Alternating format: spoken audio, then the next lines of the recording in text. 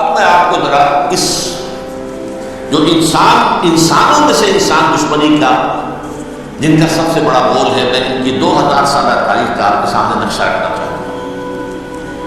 ان 1400 سال کا تو میں نے صرف 4 آپ کو پوائنٹس بتائے۔ موسیٰ سے عیسیٰ تک 1400 برس علیہ السلام، 2 مرتبہ عروج، 2 مرتبہ زوال، اشیریوں کے ہاتھوں پٹوائی، بابلیوں کے ہاتھوں پٹانا، گریکس کے ہاتھوں مرمت، رومنس کے ہاتھوں مرمت۔ یہ جو 2000 سال ہے، کیونکہ اب تو ظاہر بات ہے 21ویں صدی شروع ہو گئی، 20 صدی حضرت مسیح کو پوری ہو گئی۔ پہلی بات نوٹ کیجیے، حضرت مسیح کی پیدائش ہے سن 1 قبل مسیح۔ یہ نکتہ آپ نے کبھی سنا ہے نہیں؟ جب ملینیم کا سلسلہ شروع ہوا تھا پچھلے سال میں نے بیان کر دیا تھا کہ ایک عجیب حساب میں انہوں نے غلطی کی ہوئی ہے۔ حضرت مسیح کی پیدائش ہوئی 25 دسمبر کو، سب انہوں نے شروع کر دیا تو اس کے بعد جنوری آئی تو پہلا سال شروع ہو گیا۔ اگر جنوری سے پہلا سال شروع ہوا تو یہ 6 دن جو ہے اس کے پچھلے سال میں تھے، لہذا کہا جائے گا کہ Jesus Christ was born 1 year before Christ، تو 1 قبل مسیح میں حضرت مسیح کی پیدائش ہوئی۔ یہ آخری اسرائیلی نبی اور رسول، یہودی علماء کی مخالفت، دشمنی، سولی پر چڑھوا دینا میں بیان کر چکا ہوں۔ سن 33 عیسوی میں جبکہ حضرت مسیح کی عمر 33 برس تھی، اللہ تعالیٰ نے انہیں زندہ آسمان پر اٹھا لیا، لیکن یہودیوں نے اپنے خیال کے مطابق انہیں سولی پر چڑھوا دیا، ان کی موت واقع ہو گئی۔ اگرچہ اس کے بعد یہ اختلاف ہے، یہودی کہتے ہیں وہ سولی پر چڑھ گیا، ختم ہوا، مر گیا، عیسائی کہتے ہیں نہیں، انتقال ہوا ہے مسیح کا صلیب پر، لیکن پھر وہ دوبارہ زندہ ہو گئے۔ ان کی لاش ایک غار میں رکھ دی گئی تھی، وہاں ریزریکشن ہو گیا، ان کا پاس بعد الموت وہی ہو گیا، اور پھر انہیں اللہ نے زندہ آسمان پر اٹھا دیا۔ تو ہمارے اور عیسائیوں کے درمیان نوٹ کر لیجیے، یہ چیز مشترک ہے کہ حضرت مسیح آسمان پر زندہ اٹھائے گئے۔ فرق کیا ہے؟ وہ سمجھتے ہیں کہ سولی دیے گئے، سولی پر مرے، پھر زندہ ہوئے، پھر گئے۔ ہم سمجھتے ہیں کہ نہیں، وما صلبوہ وما قتلوہ، انہوں نے صلیب دے سکے انہیں اور نہ انہیں قتل کر سکے، بل رفعہ اللہ الیہ، اللہ نے اٹھا لیا۔ پھر ہمارا اور اس کا عیسائیوں کا ایک اور اتفاق ہے، سیکنڈ کمنگ آف جیسس، حضرت مسیح دوبارہ آئیں گے، یہ عیسائیوں کا بھی عقیدہ ہے اور ہمارا بھی۔ 12 تو جیسا کہ میں نے عرض کیا کہ اس وقت یہ عذاب استیصال، عذاب اکبر کے مستحق ہو چکے تھے، لیکن اللہ نے ان کی مدت دراز کی ہے، لیکن ان پر دنیاوی عذاب کا ایک کوڑا جو ہے اللہ تعالیٰ کی طرف سے اسی وقت برسا۔ دنیاوی عذاب دنیا میں رہتے ہوئے ختم نہیں کیا۔ 37 برس بعد حضرت مسیح کے رفع سماوی کے 37 برس بعد سن 70 میں یہودیوں نے بغاوت کی رومیوں کے خلاف۔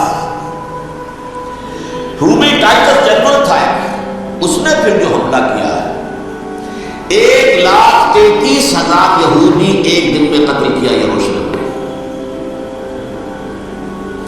اور ہیکل سلیمانی گرا دیا۔ وہ ہیکل پہلے بھی گرا تھا، پہلے 1400 سال کے دوران میں بھی نبوکدنضر نے گرایا تھا، لیکن پھر اس کے 150 سال بعد انہوں نے دوبارہ بنا لیا تھا، اس لیے وہ اسے سیکنڈ ٹیمپل کہتے ہیں۔ پہلا ٹیمپل جو حضرت سلیمان نے بنایا تھا، نبوکدنضر نے گرا دیا 587 قبل مسیح، پھر دوبارہ انہوں نے 150 سال کے بعد بنا لیا۔ وہ اس تاریخ کا حصہ ہے، میں نے جس کے بارے میں آپ کو تفصیل نہیں بتایا۔ اس میں یہ ہوا سن 70 میں وہ گرا دیا گیا، وہ آج میں گرا پڑا ہوا ہے۔ نمبر 2 یہ کہہ دیا گیا کہ یہودیوں اس ارض فلسطین سے نکل جاؤ، تم یہاں نہیں رہ سکتے، لہذا جس کا جہاں سینگ سمایا چلا گیا، یورپ میں چلے گئے، ایشیا میں آ گئے، عرب میں آ گئے، یہ 3 قبیلے جو رات بھی میں نے عرض کیا تھا، بنو قینقاع، بنو نذیر اور بنو قریظہ، یہ وہاں سے آ گیا مدینے میں آباد ہو گئے، جس کا جہاں سینگ سمایا، افریقہ میں، ہندوستان میں، جہاں ڈائسپورا اسے کہتے ہیں، وہ آپ نوٹ کر لیجیے اس لفظ کو، ڈائسپورا، ہمارا دور انتشار، جبکہ ہمیں ہماری اصل سرزمین تو فلسطین ہے، حضرت ابراہیم کا مسکن، حضرت اسحاق حضرت یعقوب کا مسکن فلسطین، یہ ہے ہماری اصل جاگیر، یہ تو ہماری جدی پختہ جاگیر ہے، لیکن یہاں سے نکال دیے گئے سن 70 عیسوی میں، اور وہاں سے لے کے 1917 تک ان کا ڈائسپورا جاری رہا۔ یہ دور انتشار ہے۔ اس دور انتشار کے چند حصے ہیں جس کو میں چاہتا ہوں کہ آپ علیحدہ نہ سمجھ لیں۔ دور انتشار کا جو پہلا جو ہے تقریباً 300 برس رومی حکمران تھے، وہ یہودیوں کے بھی دشمن تھے اور عیسائیوں کے بھی دشمن تھے، عیسائی اور یہودی ایک دوسرے کے بھی دشمن تھے، لیکن رومی سمجھتے تھے کہ یہ ایک ہی تھیلی کے چٹے بٹے ہیں۔ رومیوں کے نزدیک عیسائی بھی یہودیوں ہی کا ایک فرقہ تھے، کوئی علیحدہ مذہب تو تھا ہی، لہذا رومی جو ہے رومنز وہ ان دونوں کو ستاتے تھے، مارتے تھے، اور یہ آپس میں لڑتے تھے، یہودی عیسائیوں کو مارتے تھے، عیسائی یہودیوں کو مارتے تھے۔ یہ ہے 300 برس تک کی تاریخ۔ سن 300 عیسوی میں کیا ہوا؟ ایک معجزہ ہو گیا، بہت عظیم ایمپرر کانسٹینٹائن قسطنطین اعظم، رومن ایمپررز میں سے بہت بڑا ایمپرر، وہ عیسائی ہو گئے۔ اب تو معاملہ بالکل پٹ ہو گیا، پوری سلطنت عیسائی ہو گئی۔ اب عیسائیوں کے عیش ہو گئے اور یہودیوں پہ مار پڑنی شروع ہوئی۔ اب عیسائیوں کا آپ خود سوچئے کہ جنہیں وہ خدا بنا بیٹھے ہیں، خدا کا بیٹا قرار دے رہے ہیں، ان کے قاتل کون؟ یہودی بدماش۔ لہذا ان کی وہ پٹائی شروع ہوئی ہے یورپ میں، پوری رومن امپائر میں، انہیں ذلیل کیا گیا، شہروں میں آمد بند، علیحدہ رہو، گھیٹوز کے اندر رہو۔ یہودی کا نام جو ہے وہ گالی بن گیا، جیسے آج بھی یہودی گالی کہتے ہیں، جیسے خنزیر کا لفظ آتا ہے، وہ بھی اللہ کی مخلوق ہے، لیکن آپ کو معلوم ہے کوئی شخص زبان میں نام نہیں لانا چاہتا خنزیر کا، سور کا، ہے تو مخلوق وہ بھی ایک حیوان ہے۔ ایسے ہی ہے یہودی کا جیو۔ لہذا ایک طرف تو ان دونوں کے درمیان دشمنی، جس کو قرآن کہتا ہے وَأَغْرَيْنَا بَيْنَهُمُ الْعَدَاوَةَ وَالْبَغْضَاءَ، ہم نے ان کے مابین دشمنی جو ہے پیدا کر دی، اور جب یہ پوری سلطنت عیسائی ہو گئی تو قافیہ کم ہو گیا یہودیوں کا۔ اب آئیے 571 عیسوی، یعنی جبکہ ڈائسپورا کو کتنا عرصہ ہو چکا تھا؟ 500 برس۔ سن 70 سے شروع ہوا ڈائسپورا، جب ٹائٹس نے گرایا ہے ہیکل کو اور نکال مار دیا انہیں فلسطین سے، بھاگ جاؤ، ایک یہودی بھی نہیں رہے گا، فلسطین سے نکال دیا۔ اس کے پورے 500 برس بعد سن 571 عیسوی میں حضور کی پیدائش ہوئی، ولادت باسعادت محمد رسول اللہ صلی اللہ علیہ وسلم۔ 610 میں آپ پر وحی کا آغاز ہوا، لیکن حضور کے ساتھ ان کا معاملہ کیا رہا؟ اول تو جبکہ حضور ابھی مکے ہی میں تھے، یہودیوں نے ریشہ دوانیاں شروع کر دی حضور کے خلاف۔ قریش مکہ کو سکھاتے تھے، پڑھاتے تھے، ان سے یہ پوچھو، ان سے یہ پوچھو، یہ اس طرح تک کرو، ان سے یہ امتحان لو، یہ آپ کے علم میں ہے۔ سورہ بنی اسرائیل میں، سورہ کہف میں وہ سوالات، جو امتحانی سوالات آئے تھے، ذوالقرنین کون تھا، اصحاب کہف کون تھے، وہ رسول بنے پھرتے ہو تو بتاؤ، اور یہ روح کی حقیقت کیا بتاؤ، یہ ساری ریشہ دوانیاں کر رہے تھے بیٹھے ہوئے، ابھی وہیں پر حضور ابھی پہنچے بھی نہیں۔ ہجرت فرما کر حضور تشریف لے آئے تو حضور نے، جسے ماسٹر اسٹروک کہا جائے گا، یعنی اسٹیٹس مین شپ کا ماسٹر اسٹروک، آپ نے مدینے میں آتے یہودیوں کے ساتھ پیکٹ کر لیا، جوائنٹ ڈیفنس پیکٹ آف مدینہ، کہ اگر مکے والے ہم پر حملہ کریں گے تو ہم مل جل کر ایک قوم کی حیثیت سے مقابلہ کریں گے۔ یہ میثاق مدینہ کہلاتا ہے، جس کے بہت غلط معنی پہنائے جا رہے ہیں آج کل۔ بارہ میں موضوع میرا کیونکہ یہ نہیں نظر نہیں جاؤں گا، لیکن ہوا کیا؟ ہر مرتبہ یہ خیانت کے مرتکب ہوئے، اور جو عہد کیے تھے ان سے پھرے، اندر ہی اندر سازش ریشہ دوانی، حضور کی بدترین دشمنی۔ سورہ نساء کی آیت نمبر 12 میں 14 میں 13 میں فرمایا ہے لا تزال تطلع علی خائنۃ منهم، اے نبی ہمیشہ آپ کے علم میں ان کی طرف سے خیانتیں بدیانتیاں آتی رہیں گی. اور بار بار وہ مسلسل جنگ کی آگ بھڑکاتے تھے. قریش کو دعوت دیتے آؤ ہم اندر سے بغاوت کر دیں گے، تم آؤ تو صحیح، ختم کرے محمد کو اہل ایمان کو صلی اللہ علیہ وسلم رضی اللہ تعالیٰ عنہ بھائی. لیکن پھر جب وہ آتے تھے تو یہ دبک جاتے تھے، ان میں ہمت نہیں تھی، میدان کے مرد نہیں رہے تھے. یہ سورہ حشر میں کا نقشہ کھینچا گیا ہے. کھلے میدان میں مقابلے کی اس کے اندر صلاحیت ہی نہیں. یہ تو فصیلوں کے پیچھے سے، جیسے عورتیں کہیں دیہات میں لڑائی ہوتی ہے تو مرد جو ہے گلیوں میں لڑتے ہیں، عورتیں اوپر سے پتھر پھینکتی ہیں، بس وہ کام یہ کر سکتے تھے. ممبرائے جلو فصیلوں کے پیچھے سے جنگ میں میدان میں نہیں آ سکتے. بہرحال قرآن مجید میں ہے یہ سورہ مائدہ کی آیت نمبر 64، کلما اوقدوا نارا للحرب اطفاها اللہ. اکثر و بیشتر مواقع پر تو یہ جب آگ بھڑکاتے تھے جنگ کی، اللہ اسے بجھا دیتا تھا. لیکن بہرحال اس کے باوجود جنگیں ہوئی، غزوہ بدر، غزوہ احد ہوئی کہ یہ ساری اصل شرارت ہوئی. اور اس کے نتیجے میں حضور نے پھر ایک ایک کر کے 3 قبیلوں کو سزا دی. غزوہ بدر کے فوراً بعد بنو قینقاع نکالے گئے، غزوہ احد کے فوراً بعد بنو نذیر نکالے گئے، اور غزوہ احزاب کے بعد بنو قریظہ نکال دیے. یہ تو میں نے آپ کے سامنے رکھ دیا صرف حضور کے زمانے میں ان کا کیا رویہ رہا. دشمن رات میں وہ آیت پڑھی تھی، لَتَجِدَنَّ أَشَدَّ النَّاسِ عَدَاوَةً لِلَّذِينَ آمَنُوا الْيَهُودُ وَالَّذِينَ أَشْرَكُوا. اہل ایمان کی دشمنی میں شدید ترین تم پاؤ گے یہودیوں کو اور مشرکین بھی بعد میں ہے، پہلے یہودی.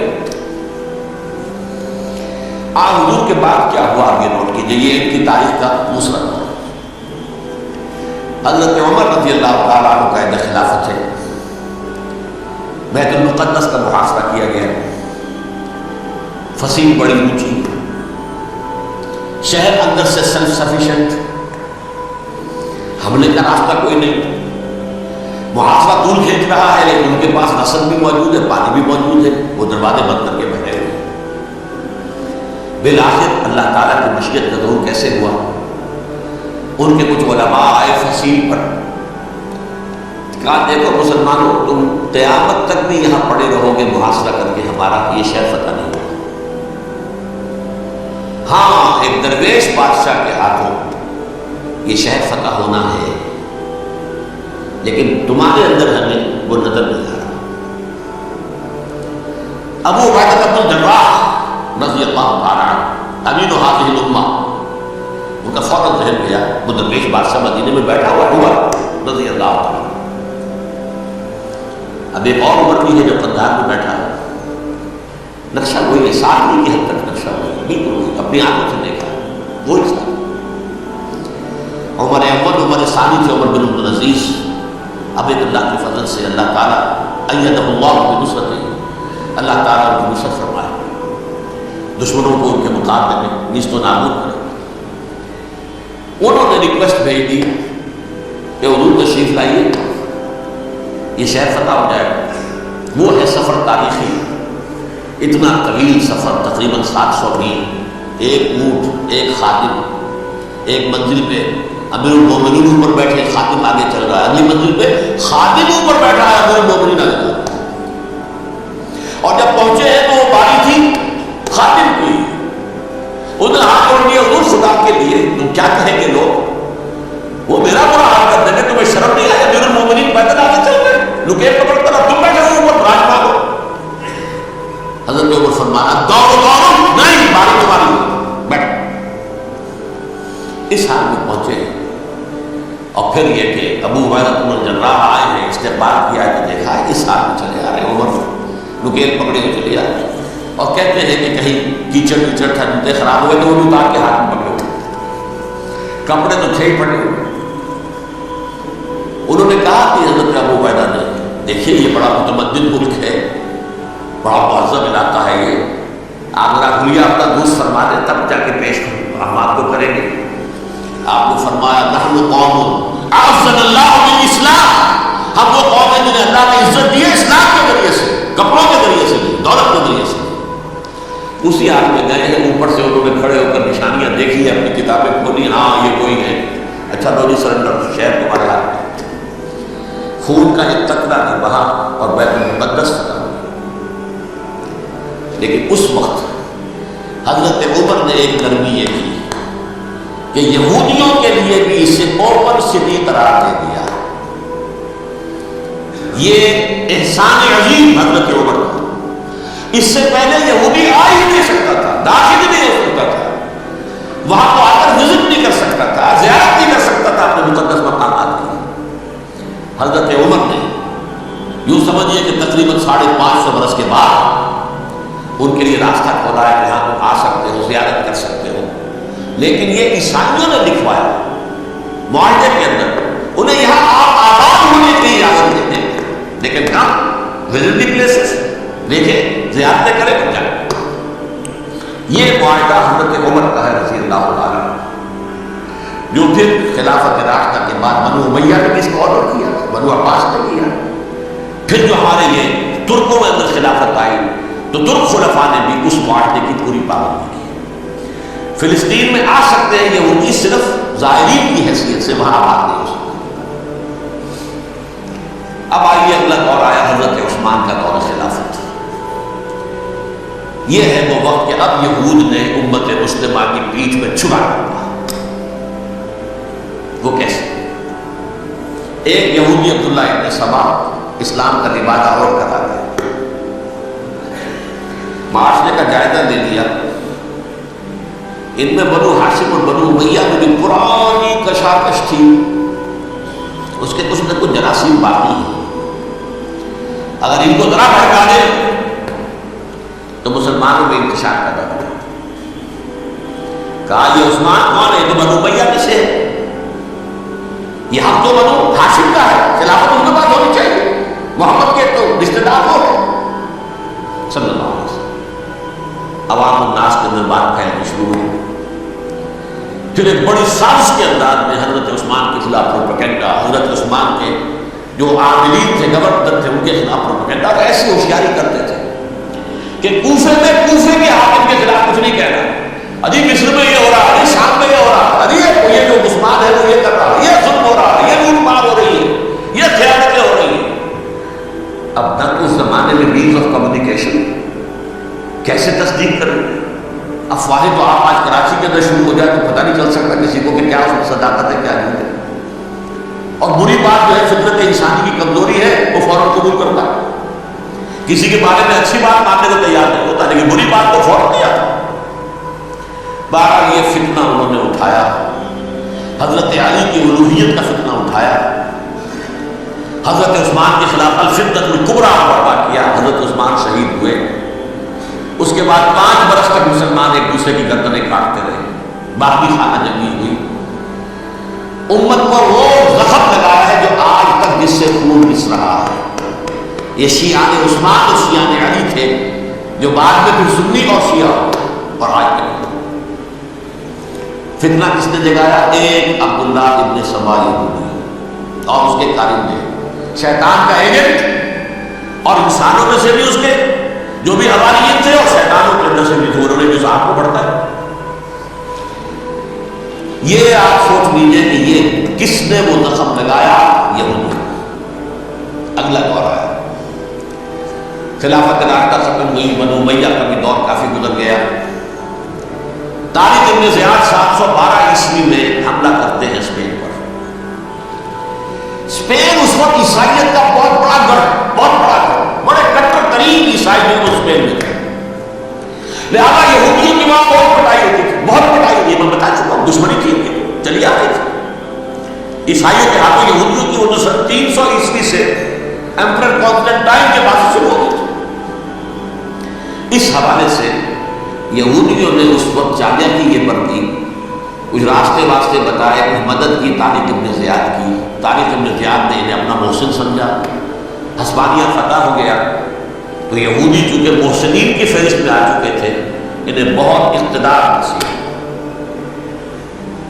بڑی سپورٹ مسلمانوں نے دی۔ ان کے بڑے بڑے علماء بھی اسی دور کے اندر پیدا ہوئے، بڑے بڑے تھنکر جو اسی دور میں پیدا ہوئے۔ بن گوریون جو کہ ایک وزیر اعظم تھا Spain was the golden era of our diaspora. وہ ڈائسپورا جو 70 عیسوی سے شروع ہوا تھا اور 1917 عیسوی تک جاری رہا ہے، اس میں سے گولڈن ایرا ہمارا جو تھا وہ مسلم اسپین تھا، اسپانیہ میں بیٹھ کر ہم عیش کیے. لیکن وہاں سے انہوں نے اور جو کچھ کیا، یہ تو داستان کے اندر بہت سے گوشے ہیں، لیکن میں جس اسٹریٹ لائن میں چل رہا ہوں اس کے اعتبار سے ایک بات سمجھ لیجیے. وہاں بیٹھ کر انہوں نے اب عیسائیت کی پیٹھ میں چھڑا ہوا پروٹیسٹنٹ مذہب پیدا کیا، تقسیم کر دیا. جیسے شیعہ سنی کی تقسیم، عبداللہ ابن سبا، رومن کیتھولک اور پروٹیسٹنٹ کی تقسیم، یہودی علماء. ہوتا کیا تھا؟ ہسپانیہ کی یونیورسٹیاں ہیں، کورڈوبا میں ہے، ٹورینو میں ہے، گریناڈا میں ہے، غرناطہ، قرطبہ، تولیتلا، اور وہاں آتے تھے لوگ. فرانس سے چلے آ رہے ہیں نوجوان پڑھنے کے لیے، جرمنی سے چلے آ رہے ہیں، اٹلی سے چلے آ رہے ہیں. 3 ہی ملک قریب قریب پڑھتے ہیں سینٹرل جو یورپ کے ہیں. یہاں پر جو ہے وہ اسلام جو نور پھیلا رہا تھا اس سے بھی مستفید ہوئے. جہالت کے جو ہے پردے ان کے وہ چھٹے. اس کے ساتھ ہی وہ یہودی قانون کے اندر جو جراثیم داخل کر رہے تھے وہ اس عیسائیت کے خلاف بغاوت، جو اس وقت دنیا میں عیسائیت اس وقت تھی، پوپ کا راج تھا دنیا میں اس وقت. یورپ میں جو عیسائیت تھی اس میں ایک طرف بادشاہ تھے، لیکن بادشاہوں کی حیثیت وہاں پر یوں سمجھ لیجئے کٹ پتلیوں کی تھی، اصل قوت پوپ کے ہاتھ میں. اور پوپ کو انہوں نے جیسے قرآن نے کہا اتخذوا احبارهم ورهبانهم اربابا من دون اللہ، کیونکہ سینٹ پال نے شریعت موسوی ثابت کر دی تھی تو اب شریعت تھی ہی نہیں. پوپ کو اختیار تھا جس چیز کو چاہے حرام کرانے دے، جس چیز کو چاہے حرام کرانے دے. اتخذوا احبارهم ورهبانهم اربابا من دون اللہ. انہوں نے کہا تھا کہ پوپ کس بلا کا نام ہے، یہ بھی انسان ہے. بات تو ٹھیک تھی نا، اصل حیثیت تو کتاب کی ہونی چاہیے، ڈیوائن بک، دی ریویلڈ اسکرپچر. لہذا یہ کتاب ہر شخص پڑھ سکتا ہے. کوئی پوپ کے باپ کو جو ہے کوئی اس کے لیے پروپرائٹری رائٹس تو نہیں ہے کہ صرف پوپ پڑھ سکتا ہے یا پادری پڑھ سکتے ہیں. ہم بھی پڑھ سکتے ہیں، ہم بھی سمجھ سکتے ہیں. یہ باتیں تھی کہ جن کو بڑھا چڑھا کر بیان کر کے اور پوپ کا اقتدار ختم کرا دیا اور توجہ مرکوز کر دی بائبل کی طرف. اب بائبل میں بڑا حصہ تو اولڈ ٹیسٹمنٹ کا ہے. نتیجہ کیا ہوا؟ یہود کی عظمت پروٹیسٹنٹس کے نزدیک مسلم ہو گئی. اصل بات تو یہ ہے، وہ دشمنی بدلی کہ نہیں بدلی؟ موسیٰ کی امتی یہ ہے تو رات موسیٰ کو دی گئی، ابراہیم کی نسل یہ ہے. لہذا وہ جو دشمنی تھی، جو عداوت تھی کہ ہمارے خدا کو سولی چڑھانے والے ہیں یہ بدماش، اس کا ازالہ ہوا. اس پروٹیسٹنٹ مذہب کے نتیجے میں یہ میں آپ کو بتاتا ہوں کہ ایک نتیجہ وہ نکلا ہے جسے برٹرینڈ رسل نے بیان کیا ہے. اس کی کتاب ہے بریک آف آئیڈلنس، صفحہ 108. وہ لکھتا ہے کہ Christians retaining the Judaic belief in the special revelation added to it the Roman desire for worldwide domination and the Greek taste for metaphysical subtleties. The combination produced the most fiercely persecuted religion that the world has yet known. یہ 3 چیزیں آ کر عیسائیت میں مل گئی. ایک تو جب کہ اولڈ ٹیسٹمنٹ جو ہے وہ ان کے ہاتھ میں آ گئی، اور اس کے میں کچھ آپ کو بتا دیتا ہوں کہ اولڈ ٹیسٹمنٹ کی تعلیمات، کیونکہ یہ اولڈ ٹیسٹمنٹ جو ہے یہ محرف تھی. اصل تورات تو گم ہو گئی تھی 587 قبل مسیح میں، جب پہلی مرتبہ ہیکل جو ہے تباہ ہوا ہے اس وقت ختم ہو گئی تھی. اس کے کوئی 150 سال کے بعد انہوں نے یادداشتوں سے مرتب کر کے لکھی ہے. اب اس میں ان کے اپنے خیالات، اپنے امانی، اپنی توجیہات کو شامل ہو گئی. لہذا میں آپ کو حوالے دیتا ہوں اس کتاب کے اندر مظالم کی جو تعلیم دی گئی ہے. اہل کتاب نے اپنے مظالم قتل عام کے جواز کے لیے تورات میں تبدیلیاں کی اور پیغمبروں پر دہشت ناکی اور بدترین حرام کاری کے الزامات لگائے. سنیے، پہلا حوالہ ہے یہ گنتی آیات 17-18۔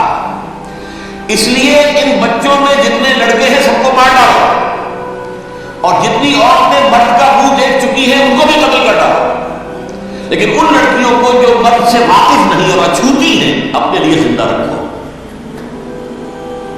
یہ کسی اللہ کی کتاب کا یہ جملہ ہو سکتا ہے، کسی نبی بک کا؟ اور سنیے، یہ ہے استثناء ڈیٹرانومی باب 20 آیت 16-18۔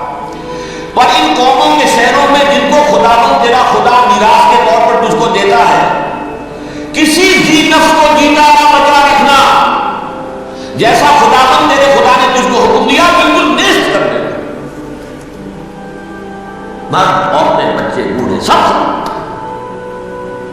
یہ کتاب مقدس ہے۔ اور سنیے، سموئیل باب 27 آیت نمبر 9۔ اور داؤد نے اس سرزمین کو تباہ کر ڈالا اور مرد کسی کو جیتا نہ چھوڑا۔ نمبر 4، ان سب آباد شہروں کو ماں اور بچوں کے بالکل نابود کر ڈالا۔ کتاب استثناء باب 3 آیت 6۔ یہ ہے جو کہہ رہا ہے برٹرینڈ رسل، کرسچینٹی میں آ کر بھی 3 چیزیں شامل ہو گئی۔ ایک تو یہ باربیرین، یہ تعلیم جو ہے، اور یہ مذہب کے نام پر تعلیم، یہ کتاب مقدس کی تعلیم۔ نمبر 2، رومنز کے اندر جو ایک تمنا تھی ورلڈ ڈومینیشن کی، وہ عیسائیت کے اندر آ گئی، اس لیے پوری رومن امپائر جو عیسائی ہو گئی، اسے وراثت کے اندر ورلڈ ڈومینیشن کی جو ایک تمنا تھی وہ مل گئی۔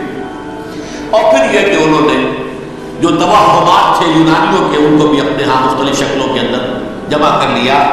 ان 3 چیزوں کا the combination produced the most fiercely persecuted religion that the world has yet known. اس کے نتیجے میں دنیا میں تاریخ انسانیت کے اندر جو بدترین خوفناک ترین مذہب ہو سکتا ہے وہ شکل عیسائیت نے اختیار کی۔ اور اس کا مظہر عدم کیا تھا؟ نوٹ کیجیے، صلیبی جنگیں۔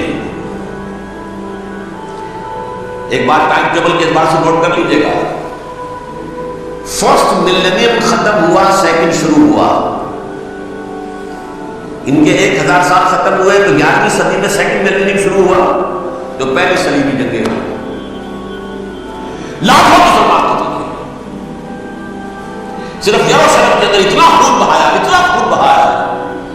کہ خود ان کے ہسٹورینز لکھتے ہیں کہ جب ان صلیبیوں نے جب گھوڑوں کے ساتھ وہ چل رہے تھے گلیوں میں تو ان کے گھوڑوں کے گھٹنوں تک خون کی ندی بہہ گئی،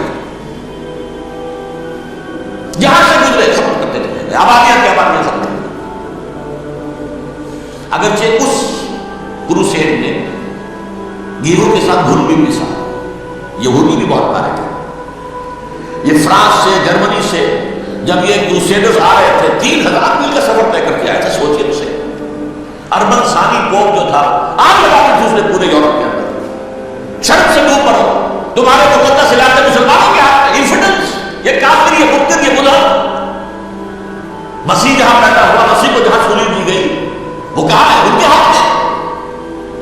وہ آگ لگائی ہے، 3000 میل کا فاصلہ طے کر کے یہ دو قومیں لگی ہوئی، اور جو تباہی مچائی ہے تاریخ انسانی میں ایسی بربریت کی کوئی مثال۔ اور یہ جب ہسٹورینز لکھتے ہیں شرط کے بارے میں، ایسے محسوس ہوتا ہے کہ ان کی گردنیں